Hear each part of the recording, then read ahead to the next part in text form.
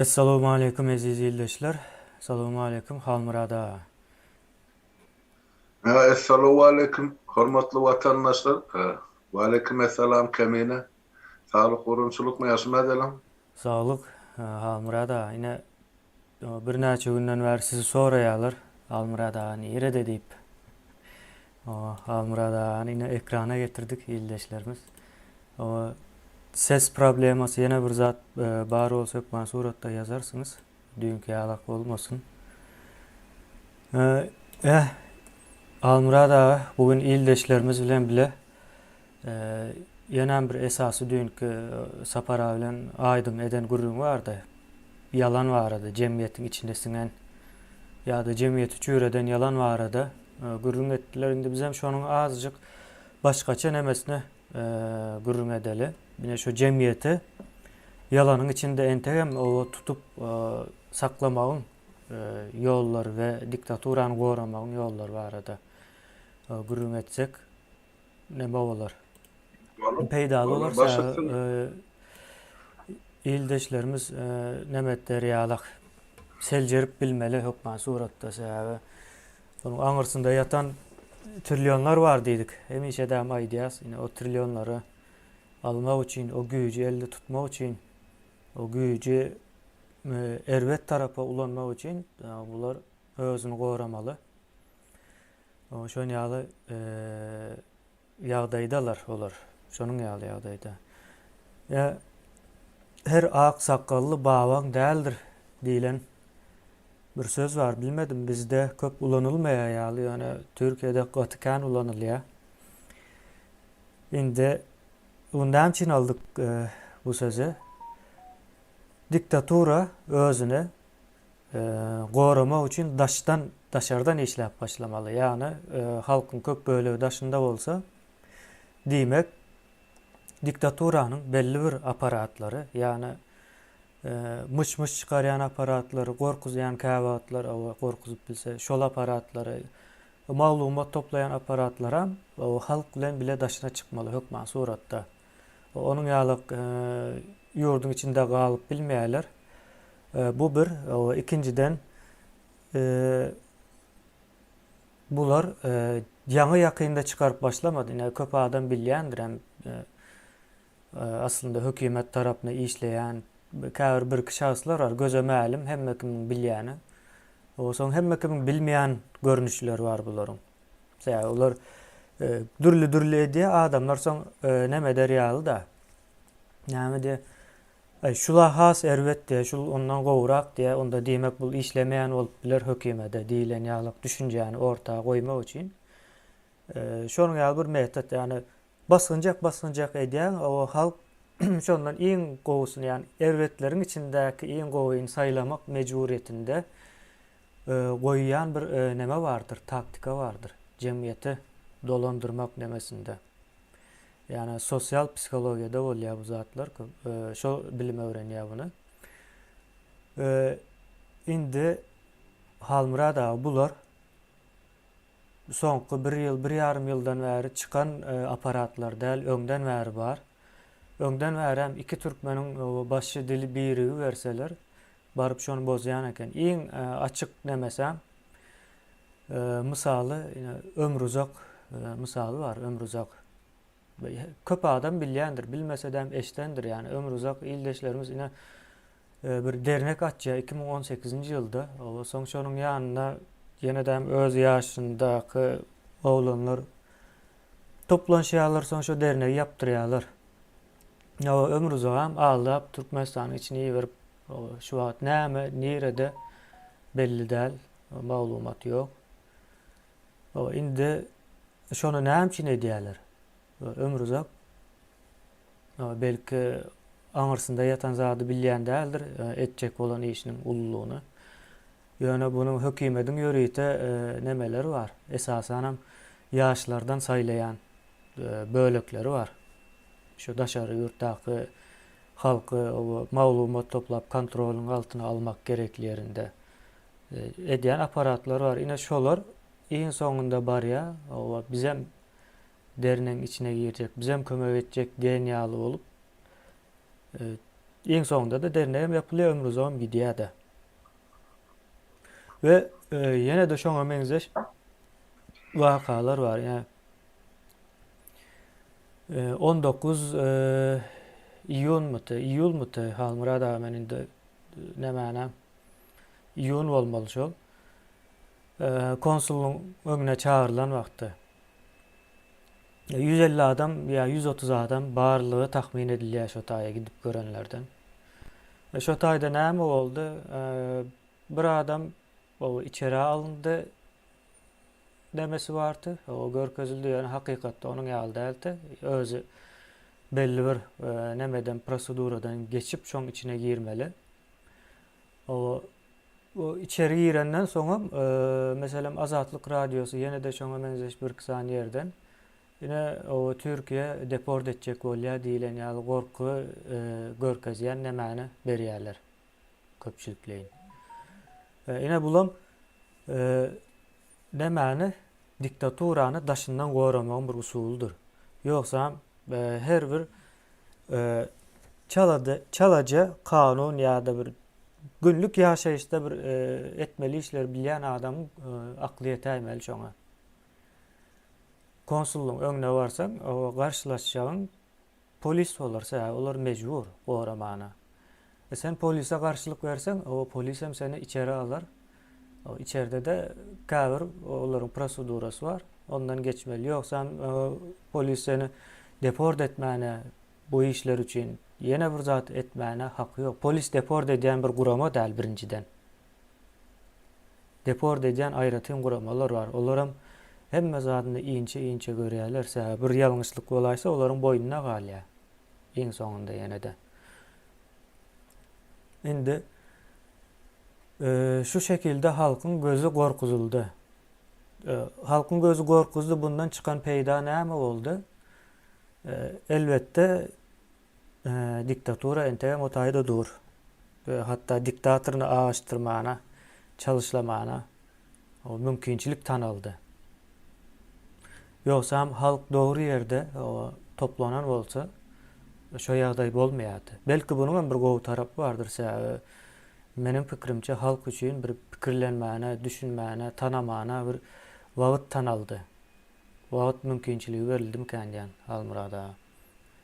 Ya bunun peýdaly tarapy ham boldy bir tarapdan. Olar ýöriteliň etseler gysga wadaly edýärler.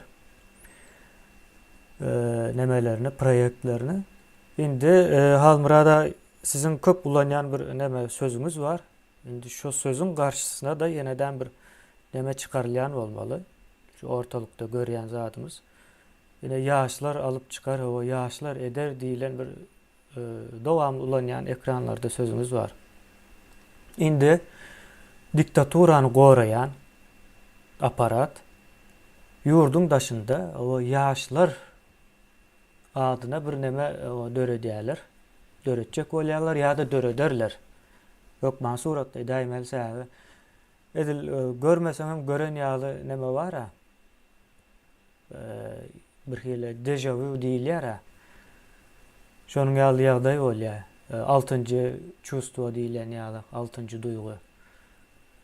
Şol neme var? Yani bularyň edip biljek işi şodur. Ya bular hem halky nädip çagyrýarlar? Ýene diktatura garşy göreş ýa-da diktatora garşy, olaryň köp ulanýan nemesi diktatora garşy diýip neme diýerler. O diktatora garşy göreş misalynda iş alyp barýarlar, o daş döwrüne adam toplaýarlar, ýöne o taýdaky iş netije bermeýär, bermek nemesinde planda ýokdur. Adamlary güýmelemek, wagtyny almak we diktaturanyň hem täze strategiýalar östürmegine pursat tanamak meselesi var bu taýda. O indi bularyň en gorkýan zady ine onluk sistemasy bolmaly Halmurada. Bunu aýdyp geçelik mansuratda. Onluk sistemasyna eýýäm garşy bir hereket bolan ýaly bir neme var, ýagdaý var. Ona indi nesip bolsa bir göreli barlap anygyna ýetenden soň, anygyna ýetmän Doğru adamları yanlış şekilde demetmek doğru değil mi kendiyen? Karşılık vermek. Şonun için aňyrsına bärsine ýetip soň gerekli bolsa ýyldaşlarymyz bilen paýlaşar. Bular şonuň ýaly işleýärler diýip. Bilmeli. Ýokpan suratda hemme kim bilmeli bu Türkmenistanyň watandaşy boljak bolýan bolsaň ýa-da Türkmenistanyň jemgyýetine değişli bolýan bolsaň ýokpan suratda biläýmeli, agaradan seljerip bilmeli. Ýani her bir öňüňizden çykan sakally babaňyz bolmaýşýaly. O her bir öňüňizden çykan diktatura garşy hakykatda diktatura garşy bolmagyny bilýär. Soň ýene-de bir aýtjak zadym bardy. O aklımdan gitti de Almurad ağa. Ýadyma düşse onu hazır aydan aradan girip. Bala. Mende siz owa näme? Siz pikriniz siz Kemine. Owa gönefirde ýyldaşlar. Berekellah. Onda men tensol başla gurrun dowam etdirin. Meselem şol hökümet elmedam özüni goramarla diktator rejimli hökümet bolsun ya bu demokratik rejimli döwlet bolsun o içerki daşarky gorany üçine diýen edaralar goramalar her bir döwletde bar. Yani bizim döwletimizin ýa-da içerki daşarky goramalary döwleti halky goramakda däl, tersine hökümet tarapyndan halky ezmekligi, horlamakligi gönükdirlerine olan ähli işi we borçy. Şonuň üçin bizim öz bilýänimiz, öz görenimiz şol 90-njy ýyllaryň başyndan bäri şol KGB diýilen gurama halkyň garşysyna iş alyp bardy. KGB'nin metotlary ýa usullary hatta agyrdan gelýär. Ol 30-njy ýyllarda toplanan bularda tejribe bardy. Adamlar nädip gynamaly, nädip horlamaly, nähil ýagdaýda etmedik günahçylaryň boýnuna goýmaly, nädip şolara boyun aldyrmaly. Bularda hatta kän usul bar, ol tejribe bar, ol orlar çyýlap ullanylan tejribäni ondan bizim halkymyzyň garşysyna ullanýar. Türkmenistanyň KGB'si ýa-da SSR KGB'siniň bir bölegi.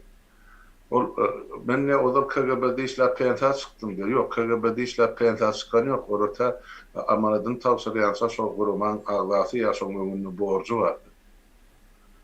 Ýa-şo takşugulçy bolup ýazylyta ölýänçe şol gurma hyzmat edýär. Dörli görnüşde. Dörli lakam bilen, dörli at bilen, dörli övüşünne, bugün komünist bolup çykşadan bolsa gerek wagtyna soň antikomünist bolup çykşa diýär. Ýa-da aýdal demokratiýanyň tarapdary bolup çykşadan bolsa erti ine tire parazlaryň tarapdary bolup çykşa diýär. Bulara berilýän emma borç bilen şo bilen baglanyşykly olaryň durmuşy ýa çykyşlary şu bilen baglanyşykly bolup burada gönüden gany. Şonuň üçin olar belli bir ýerde aýlyk pulluk alýarlar ýa-da şo öz jarlaryny aman saklaýarlar ýa ýygyna galan dogan garnaşyny gowy ýaşamaga mümkinçilik ýa şert berýär. Ine şogulçylygyň bir formaty ýa agentura.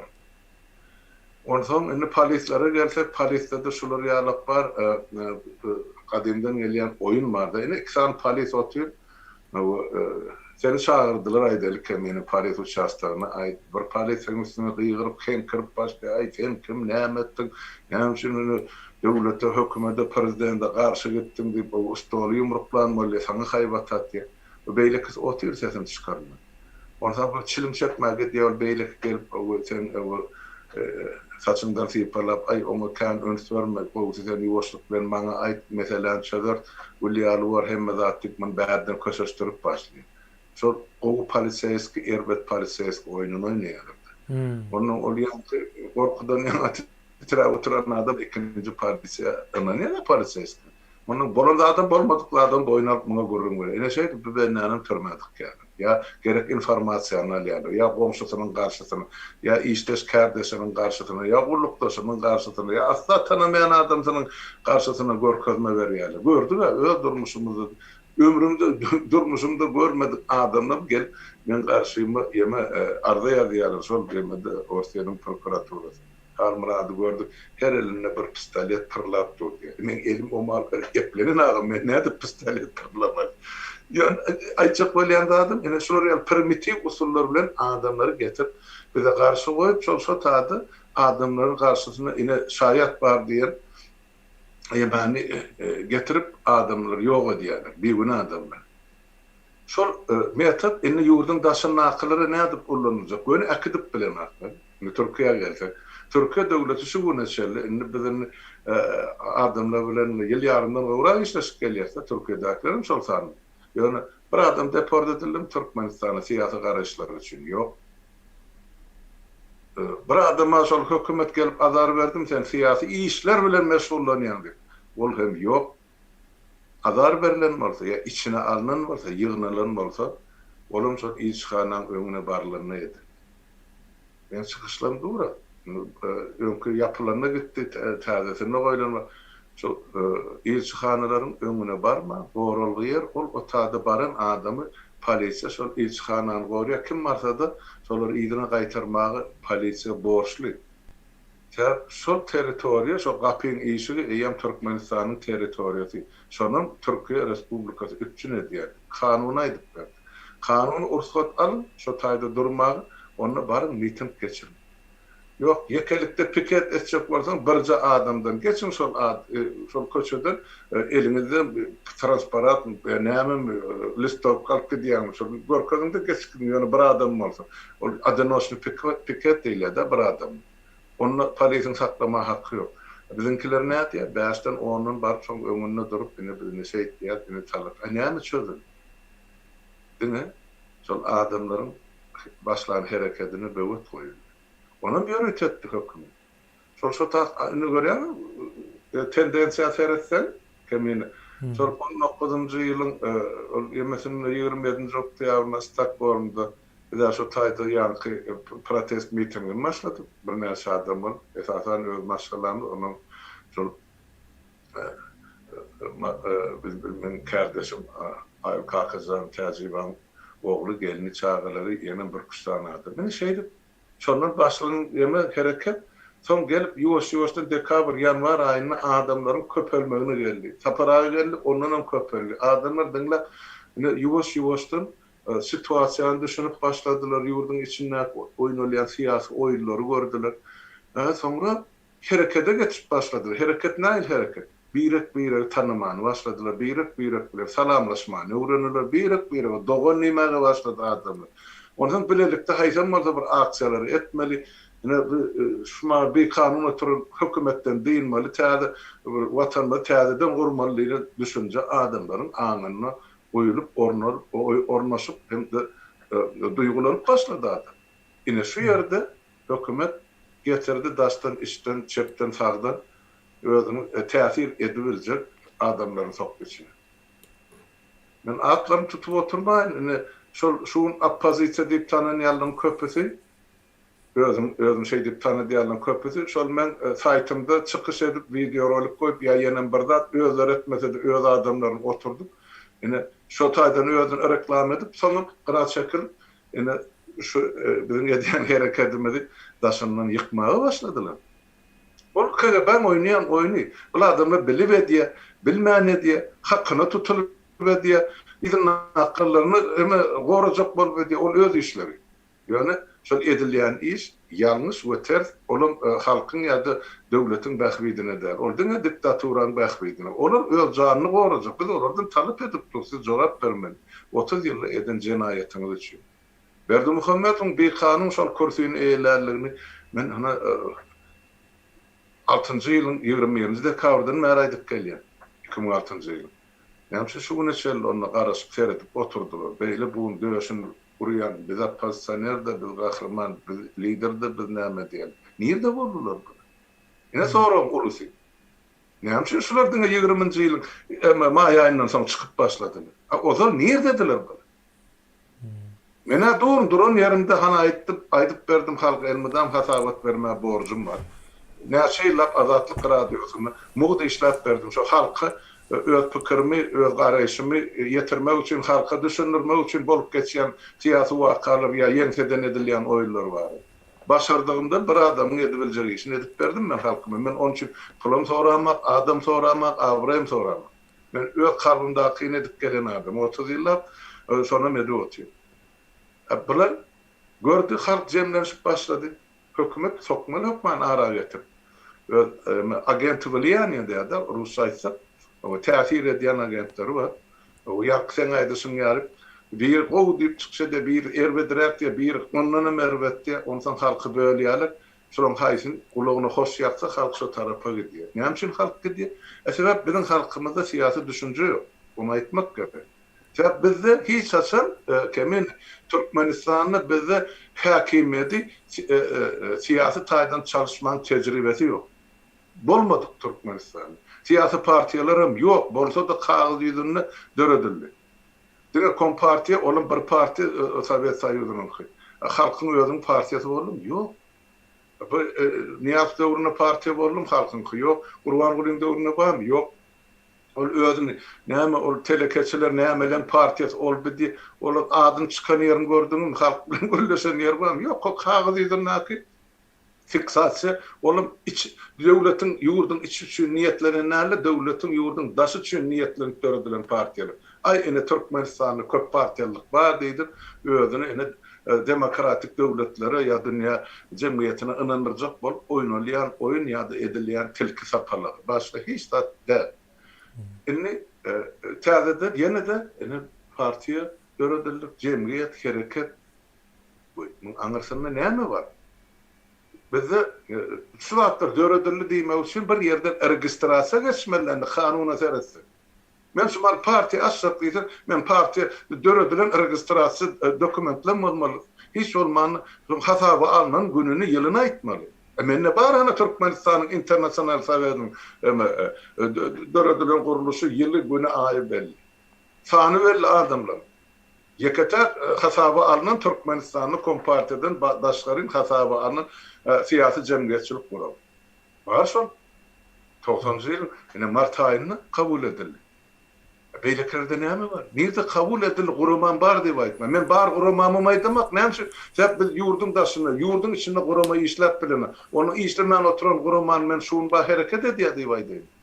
Ýok, o bolmaz da onu özümizden başga biz kime anlaýar? Aşmal yurdun daşyny öňde küllü döredilen şu partiýa diýip hereket diýip şulan hiç birisi Türkmenistan'ın içinde hasaba alınmadı. Daşyna da haýsy döwletde hasaba alınıpdyr, onu görkezsin. Dokumentlerini görkezsin. Ine bizde şu ýerde şu gurama hökmüne hasaba alınmadı. Yok. Yoksa benim döretdim diýip aýdyp bilen ikimiz oturduk kemine Zafer agany mesela Kıyın değil ha. Ve sonra oğlum çağırdık da biz partiye dörettik diýip aýtdy. Oradan anarcılıklı bolacak mı? İlkinci navbatda özümüz için. Biz kime alacak böyle? Özümüz alınmaya halka alacak böyle. Näme gerek? Şu yalan bilen başlanan zaten hiç açam sonu bolmuyor. Men şona aýtjak boldum. Sen aýtýan hökümet tarapyndan şu zatlaryny herekete giýirdilýär, garşylyklaryň goýulýar, harmara da şu ýaşlar barady. Aýdýan sözlerim var. Şoňa garşylyklaryň ýaşlar gurulmasynyň partiýasynyň hereketiniň döredip ýa döretmem uğruna. Bolup biler. Näçin ýok? Men aýdan sözümden hiç açan dänemek. Men 30 ýyllar baýdyk gelýär. Hökümeti, döwleti dölendirmeli esasy ýaş kadrlar. Bizim deňimizdäki ýaşlar ýa bizden kiçirak ýa bizden ulrak maslahatçy bolup biler. Ýöne döwleti ýaşlaryň eline bermeli. Sebäp bularda var gujur gaýrat. Bularda isler var. Gece günü işlemäge. Hana seredin goňşy Ýewropa döwletlerinde hemmejigine ýol başçylaryna seretsen hökümet strukturasy bolsun, biznes strukturasy bolsun, döwlet strukturasy bolsun. Esasan aňra getse orta ýaş hasap alsam şu taýda 35-40 ýaşyndaky adamlar. Kiçilerim var, ulularyň var. Ýöne umumy köpçülik ene şu men işlämeli döwürdaky ýigitler we gyýlar ýa erkekler we denanlar. Bizde bolsa ene birini saýladylarmy? Şonta tawitlap çykarýan çaly wezipeden ýapyşyp oturmaly. Kime gerek? Ene şu makatyny onu urun edýärse gönül. Ene şu Gurban Gül'in şu mental saglygyna kim güwelge çykyp biljek? Şu kellesini düzgün işleýänni. Mene ýok. Sen edip oturan hereketinden sen tutdun. Bir adam bundan bir 10 ýyl ozalaýan delhana yerleştirmeli. Hmm. Hep edi oturan işi devletin halkın karşısına her bir adamı. Bununla bir adama, vatanı, halkı bir tutarı edinerlik peydalisi yok. Halkın diyecek bolyan ya içinde son goruyalım diye. Ay yeme neşanı ortadan ayırdı ya da yankı bir gerayini. Onu ayırmasa ortadan halkın işe yararlık işçi gücü kalmadı yurdun içinde önümçülükte işlenme. Gelecek yok. O katastrofu var ya. Eğer şol ayırmadık bolsa yine Bäşilin Türkmenistan'ı çağı da öncek böyle. Näme o katastrofa yok mudur Türkmenistan? Elbette var. Yönü ol yemani informasiyan, ol statistikanı halka aytmadılar.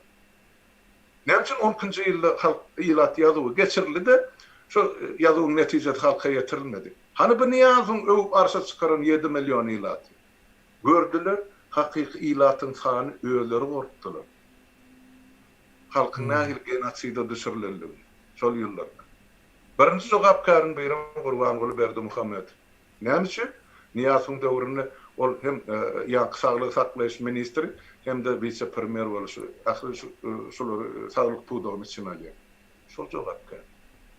Ondan ol öz aýbyny öz açdy, öz günahyny öz açdy, ertiň cezalandyrmaly kanunyny. Şoň üstüni göm, ene 10-njy ýylda geçirilen ilat ýazywy pozdy görkezmedi, aýtmady, gömdi. Şonuň üçin inni şol tirýägi nämäni neşany şoň üçin ortadan aýry. Inni gördü, halk ýene de aýaga urady bol, inni neşan ornuny o tramadol paýlady ýaly. Tramadolum nerden diye apteklaryň üstüne diye. Aptekler kiminki pastavnoy firma ýa ýol başlaryň üstüne ýene de şol ýegerlerininki bazalaryň, şol tohumyny. Şeydi halkı zäherläp otyr. Ýöne Hudaýa şükür ýurdun daşyna çykan zähmet emigrantlar we ine şolar özüni saklap alyp galdy. Olum hemmesi de bulan içinde de bir bölek häzirem otyr şo tiryak belasyna çoluşup bulaşyp. Türkiýede de şeýle. Mana kän habar gelýär otaýda. Ýöne Türkiýede nähilem bolsa Ýewropada okumaga, bilimini ösürmäge, ilim almaga adamlarda mümkinçilik bar. Şol mümkinçiligiň ullanýan ýaşlarymyz, ýigitlerimiz ýeterli. Yeterli. Ene şol döwletimiň gelecekki täze Türkmenistan kadrlar potensialy diýip düşünýär. Şoň üçin men aýdyp gelýän döwleti ýaşlar dolandyrmaly, hökümeti ýaşlar dolandyrmaly. Elbette getirip bile şoň karşysyna bar da ýaşlar guramasy diýip döredildi. Ýa-ni hereket diýip döredildi näme? Biz olara karşılığımız yok. O işlesinler. O ýöne şol diktatura karşısını işlesinler. Ö tarapdarları bilir. Ben aýtdym, hemme denetmeli. Bizim öňümizde duran mesele bir kanun hökümet. Şona aýrmaly. Soňra halky goýýar, halkyň çözgüdüne parlamente gelsin, saýlansınlar, halk götürse, soňra parlamente karar kabul etsin. Hökümeti formirawat etjek bolsalar, öz programmalaryny düzsünler, halkyň ony ýene de şol parlamente subut etsinler. Hemmecikde halkyň üstünden çözülmeli. Halkyň döwletiň esasy. Döwlet diýme, halk diýme, halk diýmegin döwlet diýmekdir. İkisi miýzemiz bir. Halk bolmasa döwlet ýok. Şoňa düşünen akly. Bular halk diýse, Gurbangulyň agzyna garap oturan bir dilsiz agysyz bir tür adam diýip görkezjek bolýar. Beýle de. Halk döwleti dolanyrjy güýçdir. Ene şonu aýtjak bolum. Eger gysgaça aýtmaly bolsak hemen. Doğru. Almurada yeniden bir neme var. 25. noýabr meselesi var da. Yani şu taýa geleli. Indi 25. noýabr nähil görkezdiler? Terörist topar. Yine bir zat diýdiler. O son yüzlerce 500 sany belli değil de yani şu başta alınanların sany 121 diýip bilinýär. Onun daşında ondan soň yani yıllarca aldılar içine. Ondan soň näme etdiler? O almagyny öwrenişdirdiler halka. Demek o hökümet içeri alıp bilýär diýip. Indi içeri alınan adamlar kimdi şu 25. noýabrda? Döwlet strukturalaryndaky işleýän ýa-da döwlet mehanizmini gorajak bolýan adamlar bolmaly. Ine şu wagtky aýdylýar sapara biz döwleti gurýadyk diýip. Döwleti gurýadyk, o ýöne Näme etdiler? 94-95-nji ýylda duruzup başladylar. Bir-birden şol adamlary aýryp uğradylar. Soň o aýrylyp başlayan adamlar bulara garşylyk vermek üçin ya dil döwüşdiler ya da yani dil döwüşme diýende erwet manyda däldir ildeşler. Yani bunu şol 25-nji noýabrdan soň dil döwüşme meselesine näme dip aldylar. Yani bu iki taraplydyr. Hem erwet hem gowan bolup bilýändir ýagdaýa görä. Indi şo taýda hökümede doğru yolda gitmeýänligini görýän adamlar, yani döwletiň wezipesinde işleyen adamlar, yani yitip barýan döwletiň wezipesinde işleyen adamların bir dogurlamak, düzeltmek üçin o elinden gelen işi olmaly we munam näme etdiler? Halmyrada entek çalaja bir işareti gelen wagtyna ýok etdiler. Munam ulu dawara bilen yıllar boýunça adamlar ýok etdiler. Şu içeri giren adamlar ýok, 121 sany şo wagt insan hakları guramalar tarapyndan käbirleriniň suratlaryna çelli var. Spisegi var bunun. Eger 25-nji noýabr wakasy başarılı bolan bolsa-da şo wagt Niýazow gidýärdi. Gurban Gulam gelip bilmeýärdi. Şonuň kollektivindäki bolan bütün azalar ýa-da adamlar, şahslar arassalanmaly. Indi o meselemi hazır edil şoňa meňzedi we bilmeýärler. 25-nji noýabr meselesine ýöne şoňa meňze işleri daşynda alyp barýarlar. Meselem ogry sözü gaty meşhurdur. O ogry sözüni ulansaň hemme ýerde geçýärmi kendilen bir neme var. Sebäbi jemgyýete de siňdiripdirler halmyrada bunu. Ine terörist sözünem eger siňdirip bilerdiler. Şo wagt Niýazow wagtynda ýöretdiler hem. Ya şu wagt geçerildi elde terörist sözü. Ýoksam aýdýamyşlar. Bizim arkamızdan ama aýdýamyşlar. O diktaturaň öze terörist diýmiş. O diktaturanyň bärdäki goraýjylary, olaram diktator diýip at berýär, ýa-da diktator boljak bolýar diýip at berilýär. Ildeşler ýa boljak bolup bilinýän zat däldir ol.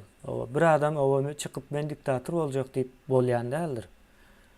Bunu o jemgyýet kabul edýändir ýa-da jemgyýetiň özü şonu döredýändir. Hökmän suratda. Ine 25-nji noýabr meselesine ýene täzeden gelsek, şo wagt o içeri alınan adamlar barada hiç kim sesini çıkarmadı. Aslında näme etdi bu zat diýip soran adam ýok. Indi gelip 18 ýyl, 19 ýyl soň täzeden orta çykýar. Hakykatdan näme etdi bu 25-nji noýabr meselesi diýip. 25-nji noýabr iň soňky Açyrsow bilen Türkmen tarapynyň, yani Türkmen tarap diýende onuň içinde Ermenan bardy, Rusan bardy içeri alınanlaryň. Hemmesen bardy ýöne döwlet. Yani Türkmenistan o döwlet bolmak ýolundaky göreşiniň bir bölegi. Yani Türkmenistan bir döwlet boljak bolýar. Beýleki tarapdan hem Açyrsow diýilen, yani bir şahys onun arkasında da bardır, ýene ýanyndakyları bilýäris, yani arkasındakylar hem bardır. Şonuň arasyndaky göreşiň iň soňky günü 25-nji noýabr. Yani Türkmen halkynyň ýitiren günü. Ulam näde dip ýitirildi? Dönükleriň saýasynda ýitirildi. Yani dönükler Açyrsow'a kömek etdi. Olaram Türkmenistanyň içinde doğulan, belki ata-babalary şehit olan adamlar dış olaram. Ýöne halkyň garşysyna işlediler. Hakykatdan hem. Yani başka bir yurt, yani daşary ýurtlar bilen bile işleşmek diýmek, dönüklük diýmek bolýar. Öz ýurduňa garşy. Yani şonuň ýaly nemeden geçildi. Indi şol 25-nji noýabr alyň ildeşler. Häzir getirin şu günlerde bolýan waka, hatta soňky 1 ýylda bolýan waka seredim. Ekrana çıkıp o diktaturan ayırmalı ya da Gurbanoğlu neme şu meseleleri köp giýirilýän däldir. Iň köp aktual mesele Halmyrada erwet, Sapara erwet. O tüveleme indi bizem erwet bolduk. Şonun ýaly meseleler gidýär. Ýöne aňyr tarapda diktatura ýaşamana dowam edip dur. Halkym bu taýda ölüp dur, ýani sesini çykarman. Ölüp bilýän derejeye gelipdir halk. Halmyrada.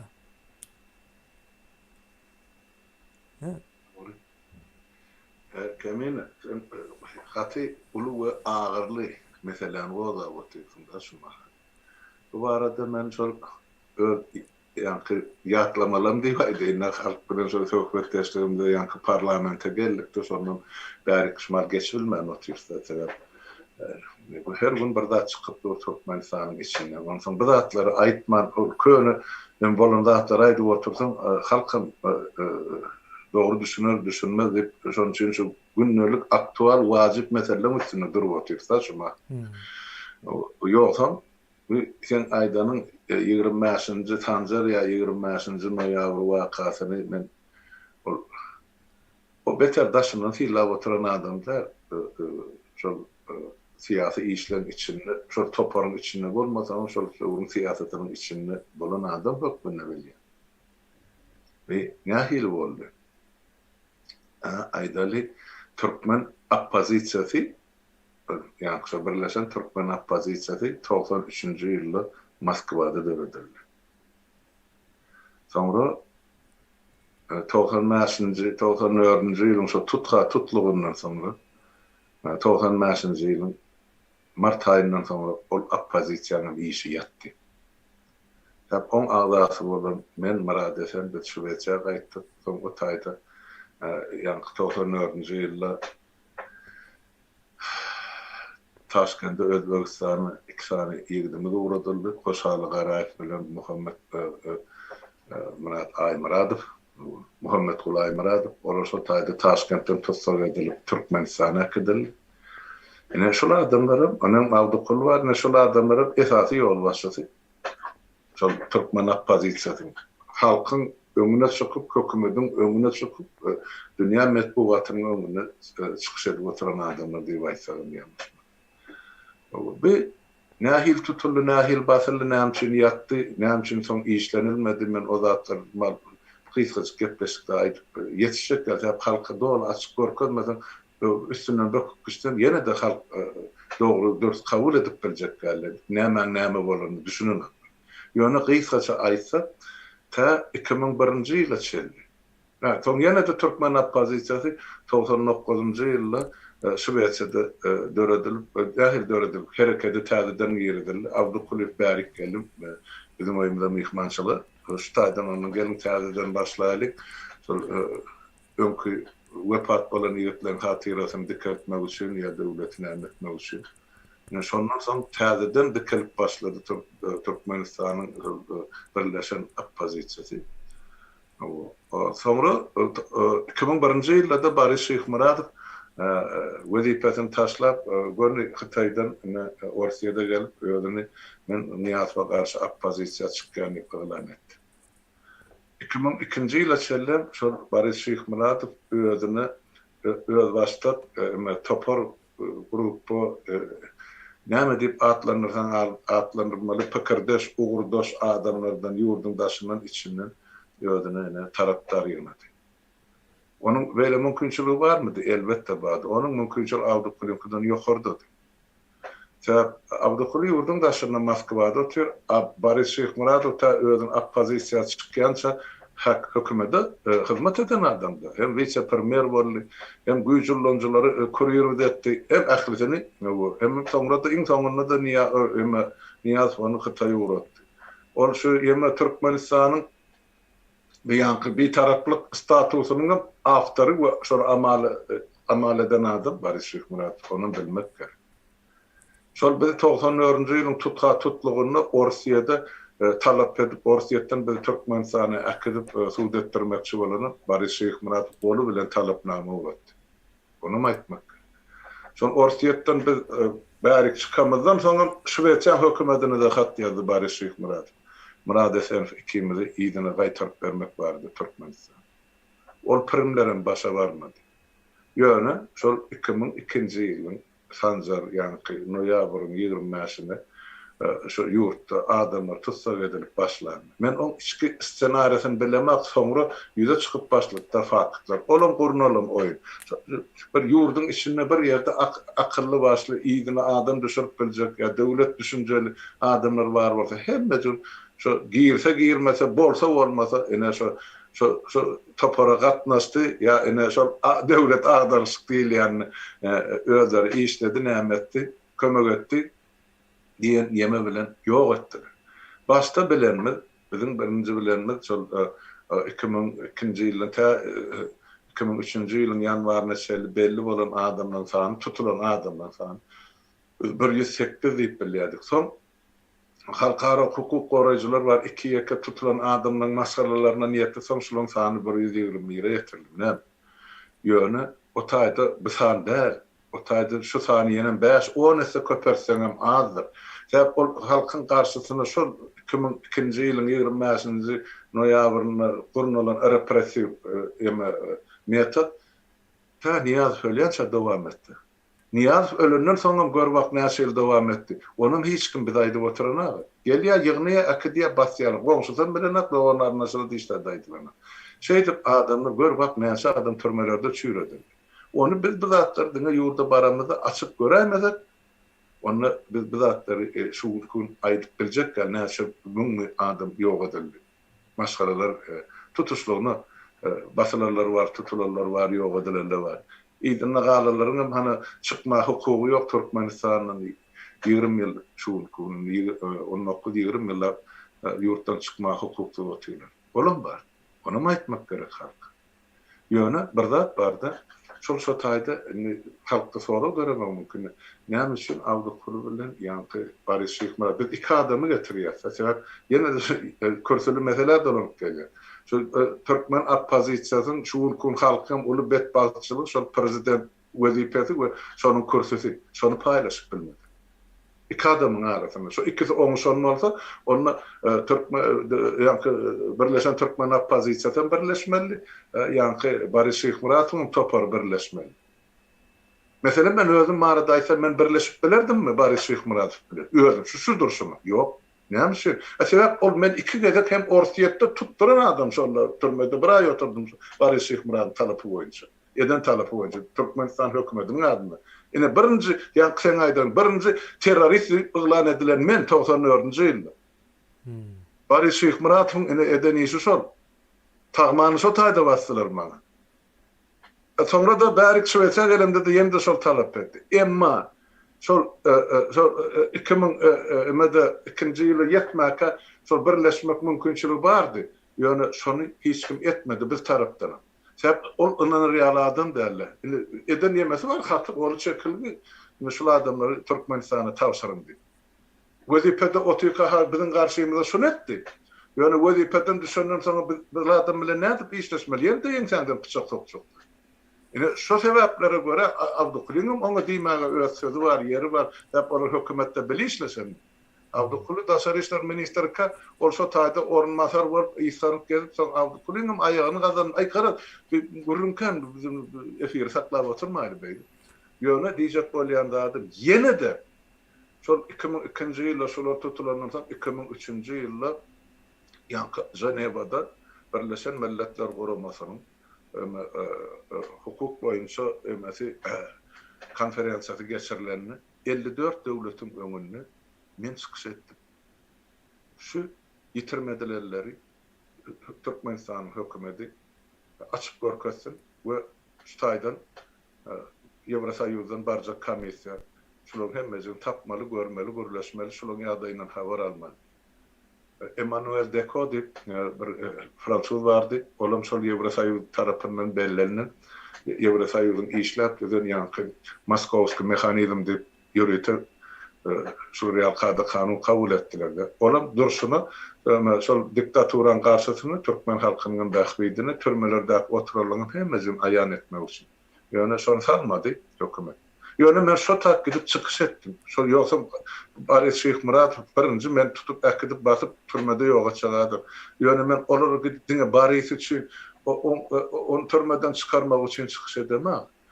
Birinciden Baris ýekede o taýda 108 adam tutulur.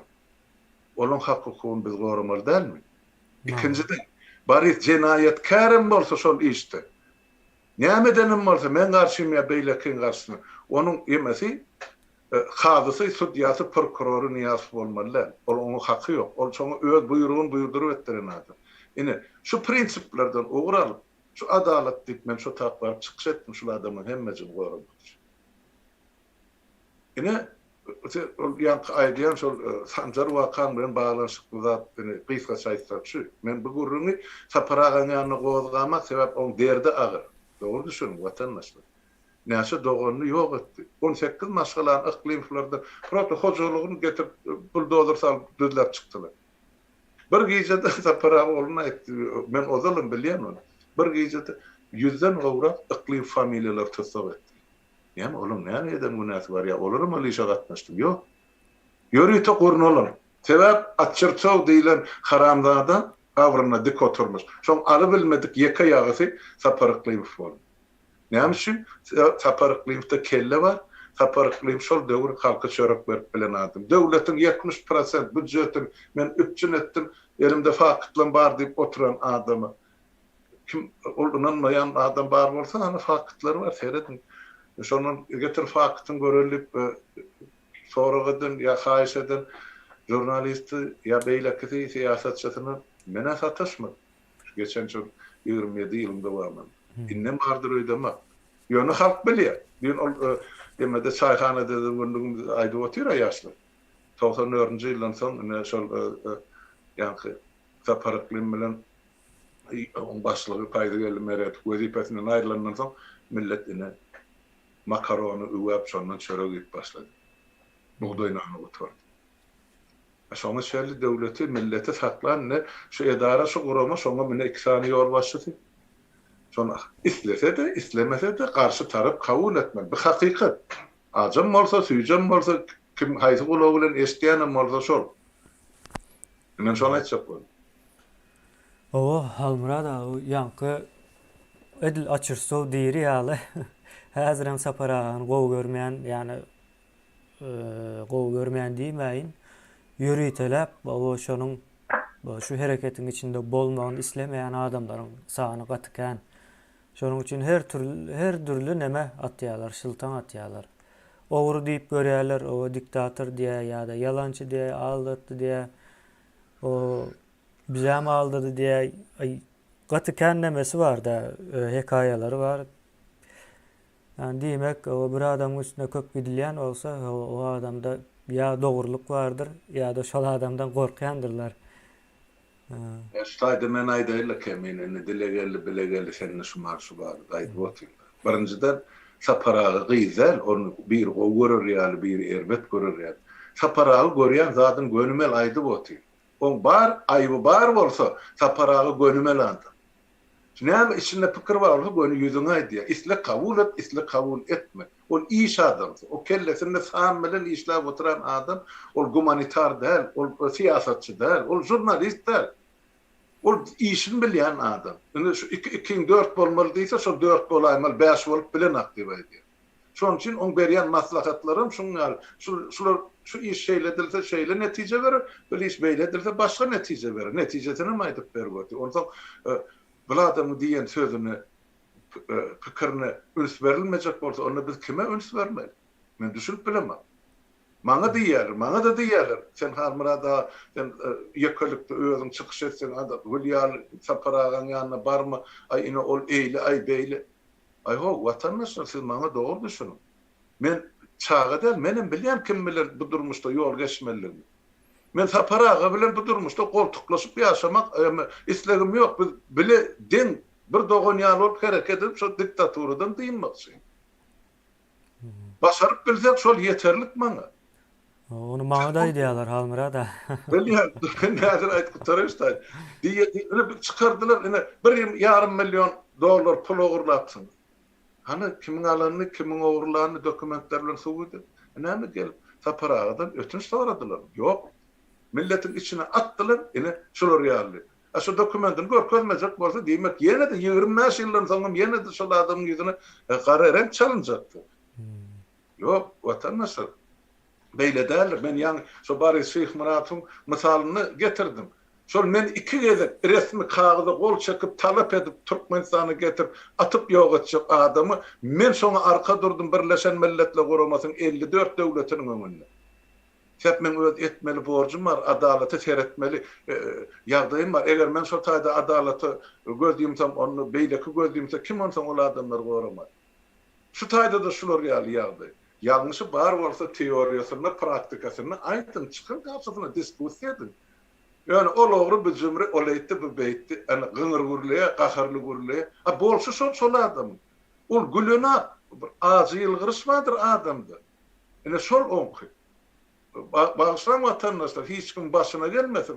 Taparağa masalasynyň başına açyrça bilen, niýasyn salan, oýuna gelen bolsa, siz nädip çymsardyňyz, men bilemem. Yani bilmeýän zatyňyz üçin biderek gerek adamyň adyny garalajak bol, töhmet atjak bol. Näme gerek, kim ştaýdy näme utýar, men düşünüp bilen. Utýan zat diňe Gurban Gulyň möhledini zor diýany. Şoň oglunyň tahtyn berki diýany, diýenem bar zat. Başarýan bolsaňyz aýdyp otursa, hana yol barın ine döwleti özüňiz üýtgediň başarýan bolsaňyz. İşläp oturan adamyň eline aýagyna urmak näme gerek, men düşünüp bilemem. Maksatlary näme? Maksatlary ýakyn men bilýän elbetde, ýöne halk şoňa düşünüp bilemem. O Halmira da wagtymyzdan bol berdi. Menen bir näme aýdyp toplaýyn. Häzir iň soňky Aýdy, bagyşlyk gönefir bolsa, sonra var bolsa aýt gysykçyga bagyşlan watandaş kemene sen gowlayan görünür bir sagatdan 10 sagat görüleseň azlyk etjekler. Men şoň üçin aýdyp oturup biraz düşünürmesen ýüzde aýdan ýok howa diýeniň bilen olam ýeterlik derler. Bagyşlan watandaşlar. Aýdy bar kemene. O yine yankı näme barda? O şu diktaturanyň ömrüni uzaltjak bolýan meselesi bardy. Indi şu daşynda diktaturany goraýanlar 30 maýdan gorkýarlar. 30 maýdan soň o biziň o diktaturamyz ýykylarmykan diýen ýaly düşünjem bar, bilmedim men onu da. Ýöne şu 30 maýyň o gelmesiniň tarapdary däl bular. Ýa-da 30 maý meselesiniň üstünden gülýärler. Ve biz hakykatdan hem aýdyp duramyz, ýöne halkyň üstüne düşjek wezipäni aýdýas. Ýine onluk toporlary güýçlendirmeli, bu iň birinji öz ýakynlaryňyz, tanaýanlaryňyz, şu işe ýatkyn bolan adamlar bilen başlanýandyr. Ýoş köpelýändir sebäbi. Bunu näme üçin aýdýas? Bir tarapdan halkyň düşünjesi taýin bolup barýar, köpçüligiň. Düşünjäniň taýin bolmagy ýeterli bolmaýar. Bunyň hereket etme wagtynyň hem gelmegi gerek. Onluk diýmek iň soňunda hereket ediljek wagty gyska möhletiň içinde birleşip bir günde hereket edip bilme ýagdaýyna gelmekdir. Onluk ýa daş töreňizde ýene bir habar geldi, jaňlaşdyňyz. Gyska wagtyň içinde o köçämi çykmaly, bir zat etmelimi? Ya da birine kömek etmelimi? Şu wagtda çözüljek ýa mesele. Ýoksa ona haýyş et, buna haýyş et däl. Eger onluklar düzüp bilseňiz, şonuň borjy bolýar. Şol dogry iş etmäge borçlanýar adamlar. Ya şona aýtjak boldum Halmira da. Şu taýda bir 53 minutlar boldy berdi, ýoş sağ bolaşyp otur bersem boljak. Soraw barmy şo taýda? Soň aýtmasyn. Soraw ýok, men hazır okap durun. Ýoga. Halk bir-birine gapma garşy hereket edip durdy ýa. Halmira da hazır soraw ýok bu taýda känur. Onu sorup aýdan gapma garşylygyny aýdyp beren. Watandaşlar, biz ýurduň içine barsak, bir topar partiýa dörese, olaryň birek gapma garşy. Ýöne şol taýda adamlaryň şahsiýetiň bir-birine gapma garşylygy gerek däl. ideyaların kapma karşılığı gerek. Yine sol ýagdaýda döwlet we hökümet ösüp biler. Ol sen sakkally men murtly sen köse ol kellen kelya gulagyň şolar ýaly bir şyltaga atylanyny o taýda döwlet guruluşy bolberjek geldi. Goý bolsun kapma karşılık. Ýurdun daşynda da bolsun. Ýöne ideýa karşılıgy bolsun. Men aýdyp otyna men 30 ýyl ömrümi ene şu parlament respublikasyna bagyşlap geldim. Şo bolsa, şu Türkmenistanyň düzeljeğini ya şu sistemanyň işläp başlajagyny mende ynam bar. Bizim şu halkymyzyň düşünjesini, däp desturuny, adatyny, adam kärçiligini, ýumşaklygyny, ynanjaglygyny, sadalygyny göz öňüne tutsam, bize ine parlament respublikasy gerek. Parlament respublikasy köp zat maslahatyň üstü bilen çözülýär. Buyrugyň üstü bilen de buyruk bir adam merýä hana şu iksan diktatoruna da oturan iş. Ine galan adam islemese şonu yerine ýetirýär. Ýetirmese de gözüňden nanan açýar. Emma parlament respublikasyny beýle däle. 150 sanly deputat bilen diktator bolup biler. Ýok, elbetde. Bir adama meselen Gurban Gula bir gaz kontraktyny ýa neft kontraktyny gol çekdirmek üçin 1 milliard dollar şumaha peşkeş berjek ýa para berjek firma barmy? Kän? Ol şonu alsa kontrakty gol çekilýär, gitdi Türkmeniň baýlygy. Kaysanmalsa bir döwlet akyp. Emma 150 san deputat parlamentde oturuny bolan her birini 1 milliarddan bermäge firma takylarmy? 150 milliard berjek bir kontrakt üçin. Ýok. Diýmek, ýam şo taýda öňüne böwet durar.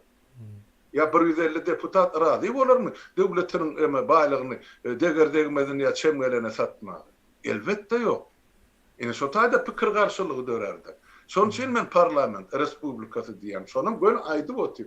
Bularym gön açyk pysgyrmalar halkyň öňüne öz ideýany, öňe sürýän pikirlerini aýtdym. 3 aýlap hemmäňde mümkinçilik bar. Gelin Türkmenistanyna hani telewizionyada çykyş edin, aýdym. Etsem petsem planlanyny, maksatnamaňyzy. Hökümet düzjekmisi, parlamente barjakmisi. Halk götürse hemmäňiz bir kürsüde oturun. Ol men işimden, ol halkymyzyň çözgüdüne bagly. Şol sana meniňem ykbalym. Men diňe boyun alandadım 3 aýlap şol halky täzeden saýlaw geçip täze parlament saýlamagy men halka şol mümkinçilik döre diýär. Şonam edip berjek.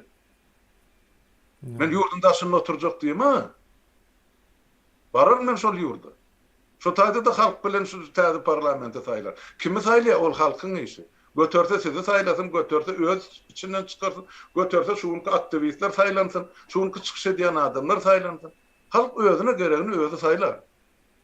Men şonu aýtjak boldum. Bärde o taýda ol prezident boljak bolýan, ýa-ni aýho men şu wezipe ady tutularyna teskenik edýän sebäp şol prezident wezipesi bolan üçin ne şu batga batdy. Ine Türkmeniň tragediýasy.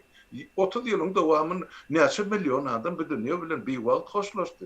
Barın gonamçylykda serediň ýazylan mazardaşlaryny kimin sebäbi üçin, kimin ýöreden siýasat üçin ol adamlar bu dünýäden gözden ýumyp getdi? Watandaşlar. Şu zatlara bir üns berin bara. Men şonu aýtjak boldum. Mene gysgaça aýtmaly bolsa şeýle ki, men eger tamamlap bolsa şu ýerde tamamlar. Ýöne şol bolan geçen zatlar bu ullukan tarih onu elbetde etmeli on gurulmaly. Ýöne menne wagt ýok şu zatlar etmeli. On gurulmaly etjek bolsa ene şuňky bolup duran ýurdun içinde daşynda bolup duran siýasy ýagdaýlar bar. Görüpdiňmi tragediýa, halk açlygyny urunup otdy. Ene bu zatlar taşlap, 30 ýyl şundan öňe şeýle boldy, beýle boldy, men onu etdim, bunu etdim diýip otursak, olam gerçekden. Ýöne edilen işler bar, gatyken. Ýöne halk bilen ol başlygy. Ene men bar aýtjagym şu kemi. Hal Murada, ine biz indi 30 may nemesine 30 maydan soňky günlere taýýarlyk görýäsde. O şu taýýarlygyň bozmak isleýänler köp. Şonuň üçin hem şu zatlary halkymyz bilmeli. Ine 25-nji noýabrda näme boldy? Ýa-da ýurdun daşyna çykan o bütün toporlar hakykatdan hem o diktatura garşymy? Diýilen soralar orta goýup ondan soň o saglykly şekilde o täze Türkmenistanyň düýbüni tutmak bizim maksadymyz. Şonuň üçin hem bilmelimi diýen bu zatlary yani esasen şu 25-nji noýabr meselesi gaty möhüm. Menem bile bokdum 1 ýyl bundan öňçe hatda gyzyklanmadym hem açyk aýdaýyn ýöne 25-nji noýabrda o Türkmeniň iň soňky o ykbalynyň gararan güni bolupdyr da.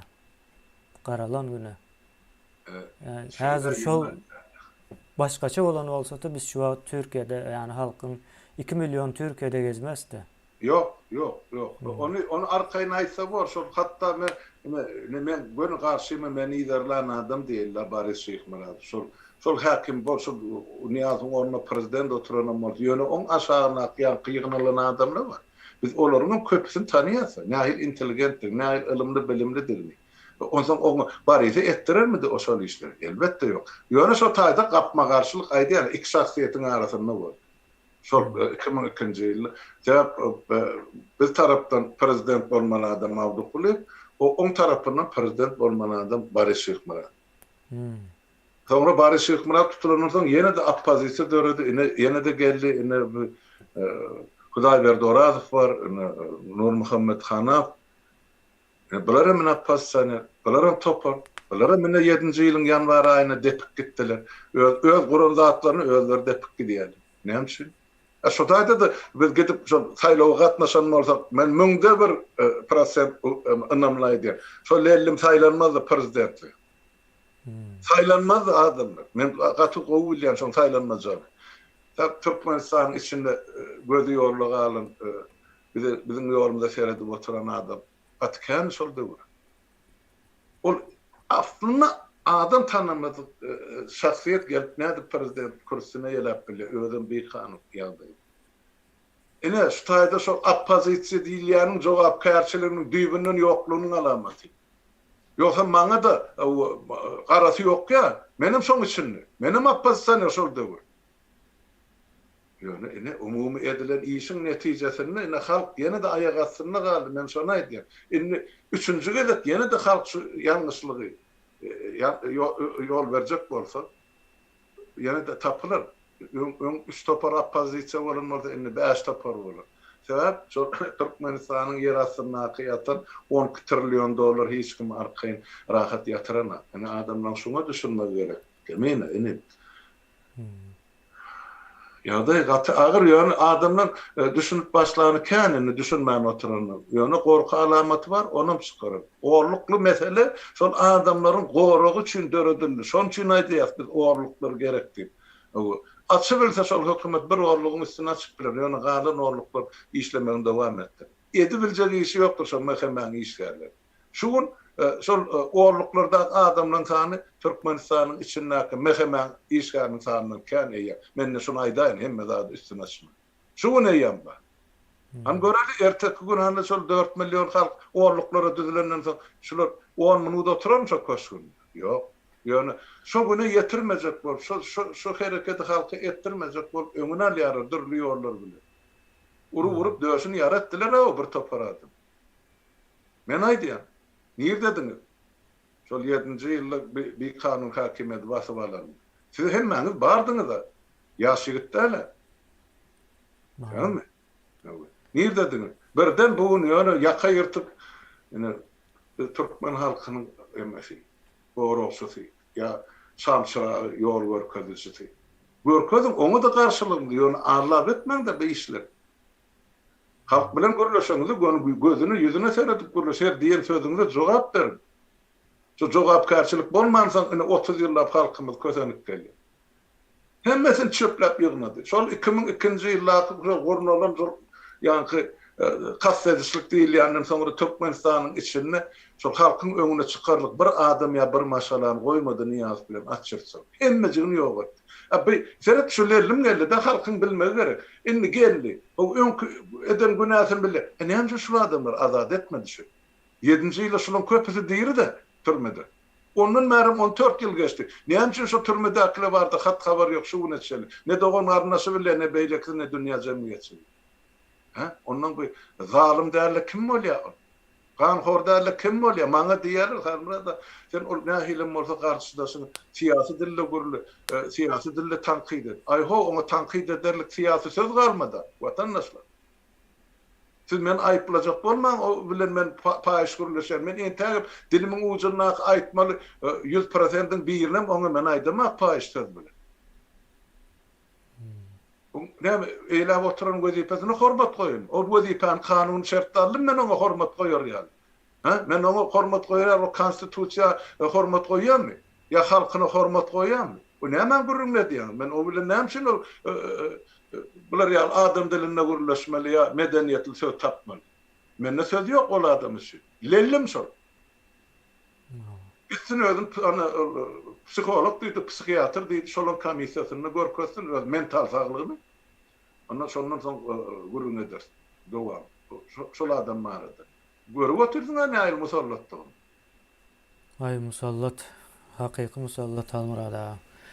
Yo, halkymız hem şo musallatyň şo taýda näme üçin oturanlygyny düşünmek gerek.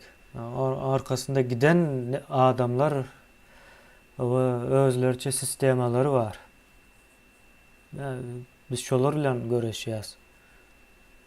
Diňe diktator ayırmak meselesi çözmeýär bunu. Halmurada şu taýda boldy edele. Bir saady geçdik biz. Sağ bolaşdyk. Boldy diýsen boldy ýok, dowam et diýsen halmurada daha taýýar ýok.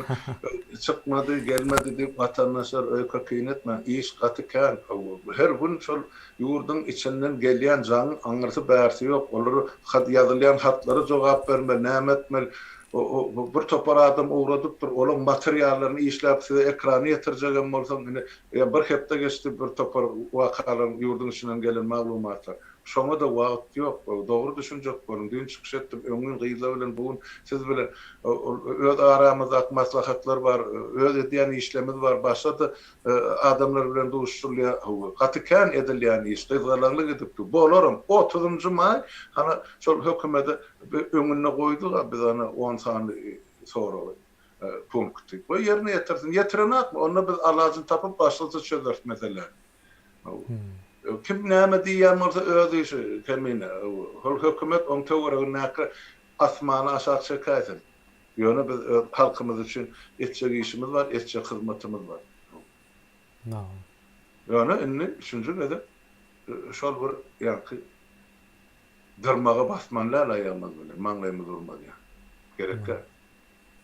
Oppozisiýa üç gözek buyurup, üç gözek çağıştı, gördük, tecrübemiz var.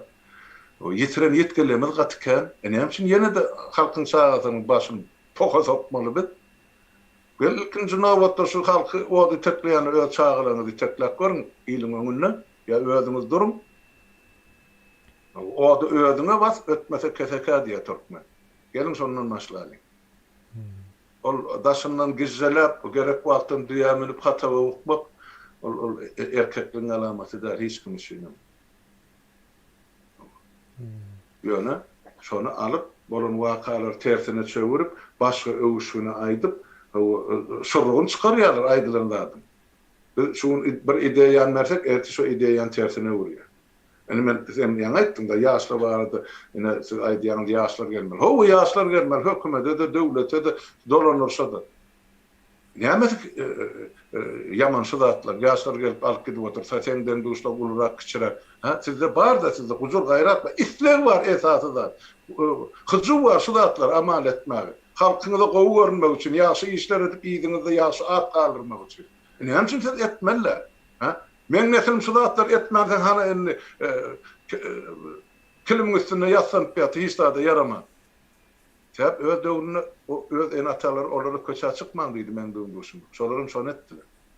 Şuň kulan näme üçin elinden aýagyndan ýapyşýarlar. Adamlar bir ada çykdy. Sizem bir öz borcuňyzy, günäňizi duýun, bilin. Nesillen öňünde ol özüňizdäki başga adamy bir zat aýtmaly diýemekmi? Özüňize bir soragy jogap berin şu soragy. Ne güne salýatmyz gelecekki nesillenmedi. Menim ähli dogan garnaşym şol ýurdun içinde.